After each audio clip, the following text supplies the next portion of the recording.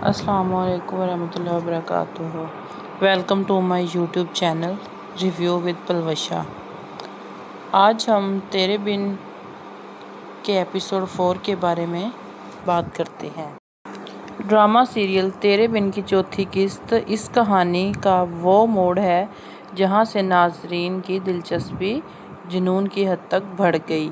یہ وہ مقام ہے جہاں کہانی محض ایک خاندانی جھگڑے سے نکل کر جذباتی المیہ اور تقدیر کی رحمی میں بدل جاتی ہے۔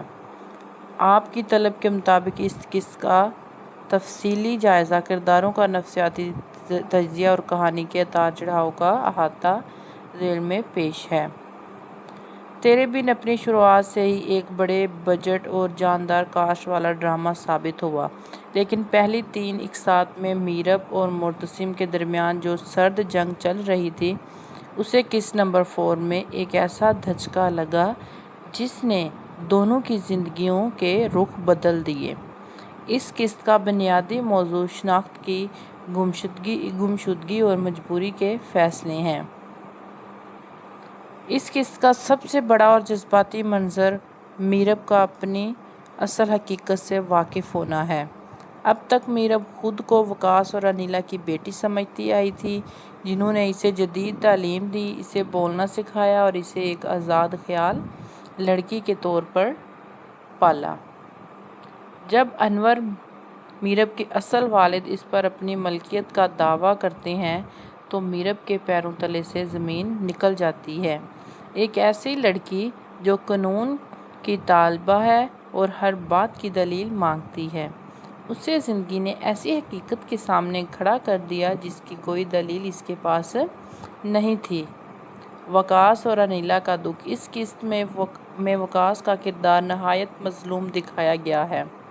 وہ اپنی پالی ہوئی بیٹی کو اپنی آنکھوں کے سامنے ٹوٹتا دیکھ رہے ہیں، لیکن خاندانی روایات اور اماں بیگم کے دباؤ کے سامنے بے بس ہیں۔ معتصم، جو اس کہانی کا ہیرو ہے، اس قسط میں ایک پیچیدہ صورتحال میں نظر آتا ہے۔ ایک طرف اس کی اپنی انا ہے، وہ میرب جیسی منہ پھٹ اور سیدھی لڑکی کو پسند نہیں کرتا، لیکن دوسری طرف اس کی ماں اماں بیگم کا حکم ہے۔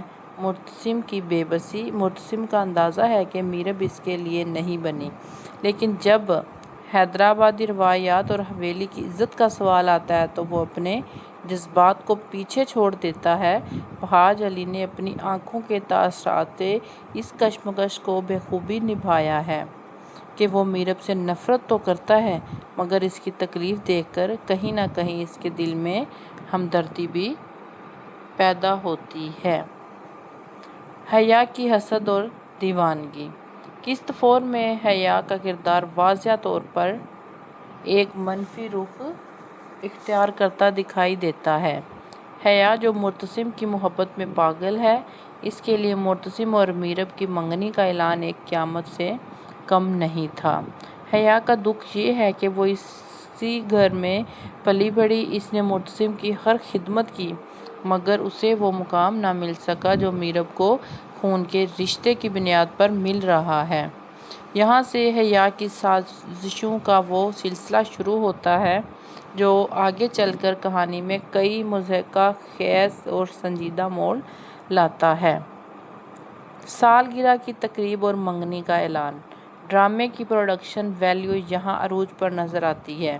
روشنیوں، لباس اور سیٹ ڈیزائن سے ایک شبانہ ماحول تخلیق کیا گیا۔ اس پر ہجوم محفل میں جب اماں بیگم میرب اور معتصم کے رشتے کا اعلان کرتی ہیں تو یہ صرف ایک رشتہ نہیں بلکہ 2 متضاد دنیاؤں کا ٹکراؤ تھا۔ میرب کا رد عمل اور بغاوت۔ میرب کا روایتی لڑکیوں کی طرح خاموش نہ رہنا اس ڈرامے کی جان ہے۔ وہ اس قسط میں سوال اٹھاتی ہیں، وہ لڑتی ہیں اور وہ اس رشتے کو ماننے سے انکار کر دیتی ہیں۔ اس کا یہ جملہ کہ میں کسی کی جاگیر نہیں ہوں، اس کے کردار کی اصل روح کو بیان کرتا ہے۔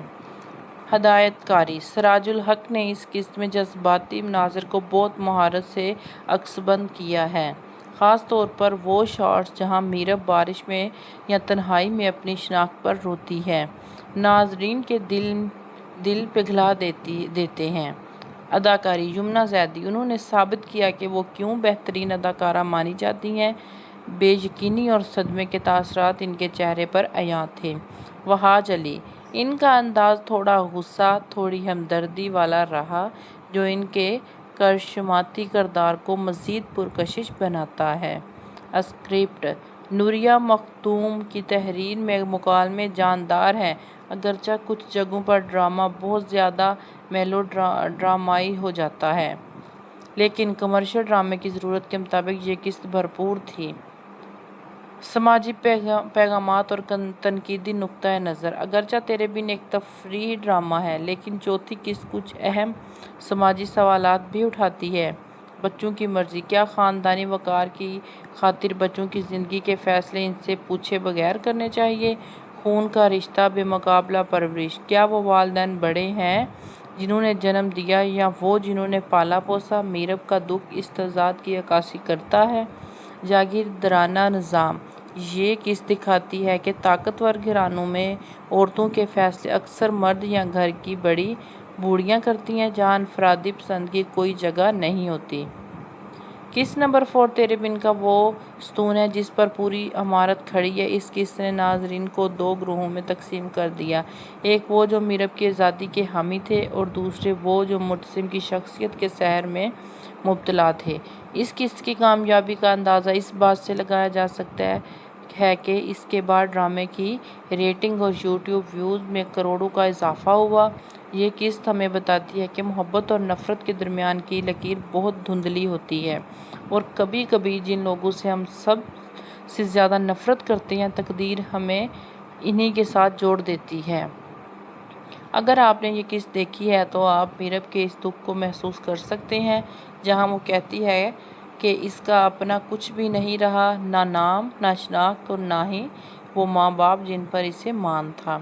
یہی وہ دکھ ہے جو اسے معتصم کے قریب یا دور لے جانے کا سبب بنے گا۔